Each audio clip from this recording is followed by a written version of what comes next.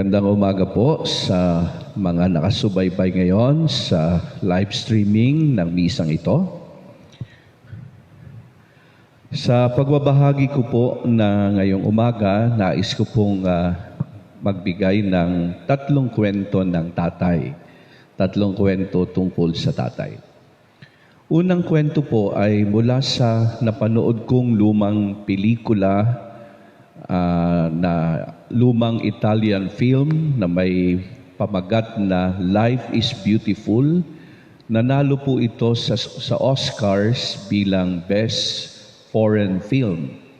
Tungkol po ito sa kwento ng isang amang Hudyo na nakulong noong panahon ni Hitler. Kasama po ang kanyang maliit na anak na lalaki sa Nazi concentration camp. At doon po sa pelikulang iyon, sa pelikulang Life is Beautiful, ginawa po ng tatay ang lahat para hindi maramdaman ng anak ang hirap sa loob ng kulungan. At para hindi nga maramdaman ng anak, pinapaniwala niya yung anak niya na naglalaro sila, nakikipaglaro sila. Parang nakikipaglaro sila. At ginawa yun ng tatay para yung kalagayan nila sa loob, yung kalagayan ng anak, hindi maramdaman ng anak na sila'y nasa kulungan. Sa huli po ng pelikula ay namatay yung tatay para dun sa kanyang anak. Isang napakagandang larawan ng pagmamahal ng isang ama sa kanyang anak. Gagawin ang lahat para huwag mahirapan ang kanyang anak. Unang kwento tungkol sa tatay. Pangalawang kwento po ay kwento mula sa balita kahapon. Ang balita na nabasa ko sa internet, may pamagat na pagmamahal sa anak hindi mapatay ng COVID-19. Binabalita po ang pagpanaw ng isang doktor, isang anesthesiologist, dahil nahawa nga po siya sa COVID-19.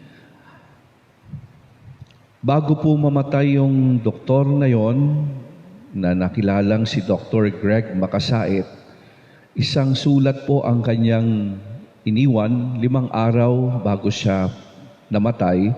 At sa sulat po ay inaalala niya yung kanyang anak na may autism na maaaring maiwan sakaling dahil nga po yung kanyang asawa rin na doktor ay malubha rin po ang kalagayan.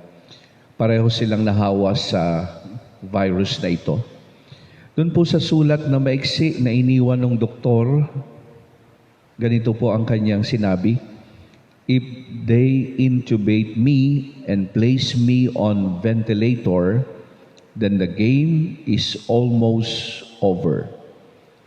If my wife survives, then my wish for her and Raymond for a long and happy life will bear fruition. Raymond, however, needs financial and emotional care for the rest of his life, something I may no longer be able to fulfill. It is my fervent hope that all of you may assist the rest of my family in our most difficult times." Si Dr. Makasait po ay kabilang sa parang 10 doktor na yata na nahawa. At sa 10 ay 3 na po yung namatay. Kaya maraming dasal po ang kailangan ng ating mga frontliners, mga doktor, nurses, medical staff. Sa mga sumusubaybay po ngayon sa misang ito, seryoso po ito. Kailangan po nila ng marami nating panalangin. At ito po, umaapila ako sa lahat ng na dumadalo sa misang ito. Seryoso po ito, kailangan nila ng ating panalangin. Ngayon po na walang masyadong ginagawa tayo, malaki ang temptasyon na aliwin ang ating sarili through Facebook, through games, sa computer. Maapila din ako sa mga kabataan, pakiusap na samahan ang inyong mga magulang para sa panalangin Marami pong nagbubuwis ng buhay ngayon para lang iligtas yung mga nahawa ng sakit na ito.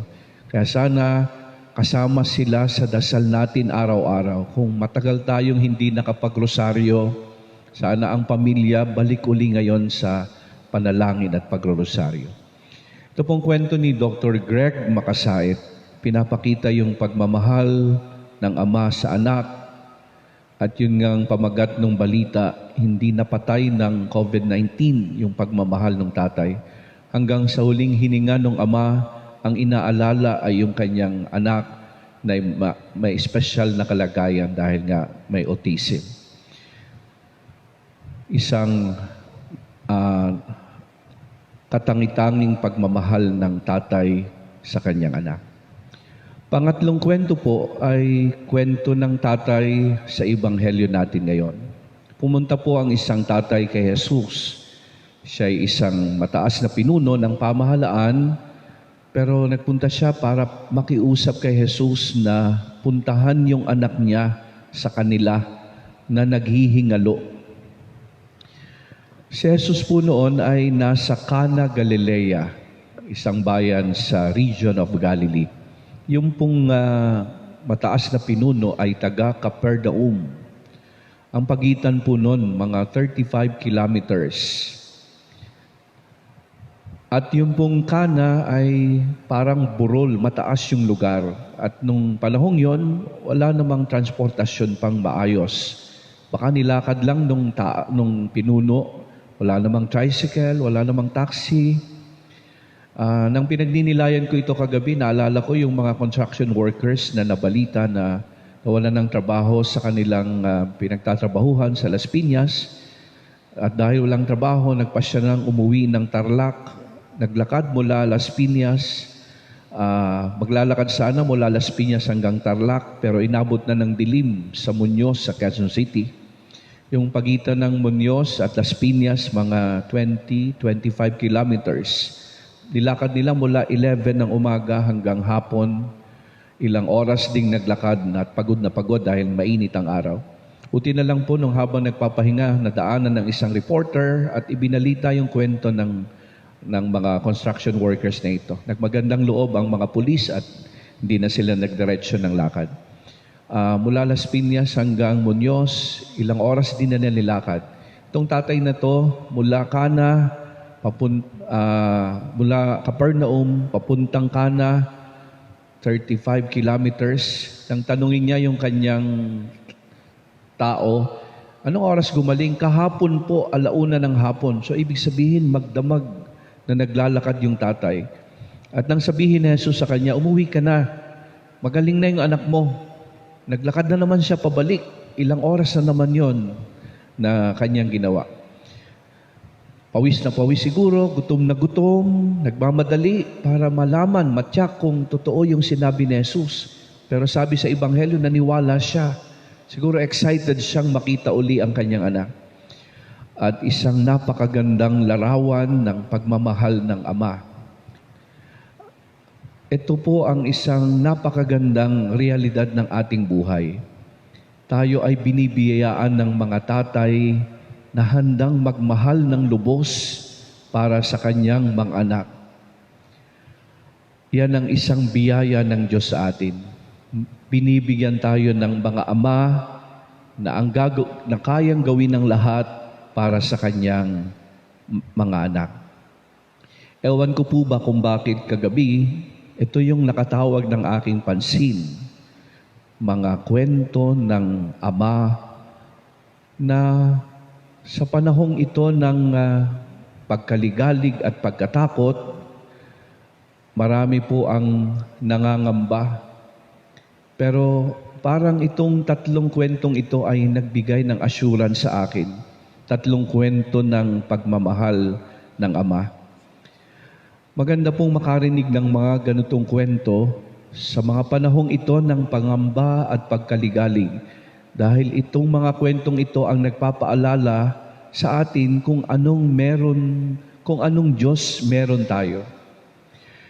Katulad siya ng tatay sa pelikulang Beautiful Life, na gagawin ng lahat para hindi mapuna ng anak ang hirap. Katulad siya ni Dr. Makasait na hanggang sa huli, kahit siya'y nahihirapan, ang inaalala ay kapakanan ng kanyang anak. Katulad siya ng tatay sa Ebanghelyo, hindi alintana yung layo, hirap ng paglalakbay para makahingi ng tulong sa kagalingan ng kanyang anak. Ito po ang ipinapaalala sa atin ng araw na ito. Bagamat may pangamba sa puso, bagamat tayo'y naliligalig, natatakot, alam natin na ang Diyos natin ay Ama, nakakaalam ng lahat, at nagmamahal ng lubos sa ating lahat. At alam natin na dahil siya ay Ama, hindi niya tayo pababayaan. Kaya patuloy tayong magtitiwala sa pagmamahal ng ating Diyos. May expression ngayon ang mga millennials, sana all. Pag may nakikita ngayong magandang ginagawa, may mga post yan, sana all. Parang maganda lang gamitin yung expression na yon para sa mga tatay na nakakarinig ngayon, nakakakita ng video na ito. Sana lahat ng tatay, sana all. Ganon sa mga anak nila. Sana ang mga tatay magsilbing larawan ng Diyos para sa kanilang mga anak. Mga tatay, agad pong mauunawaan ng inyong anak ang ibig sabihin ng Diyos bilang Ama kapag pinapadama niyo sa kanila ang inyong pagmamahal. Kayo po ang konkretong simbolo ng Diyos para sa inyong mga anak. Para pag humaharap po sila sa mga ganitong kalagayan, kagaya ng nararanasan natin ngayon, hindi sila matatakot at kaya nilang sabihin na andyan ang Diyos kasi nandyan si Tatay. Sana all, sana lahat ng tatay ay mga mabubuting tatay para ang larawan ng Diyos hindi natin makalimutan na kapag may tatay, na andyan ang Diyos.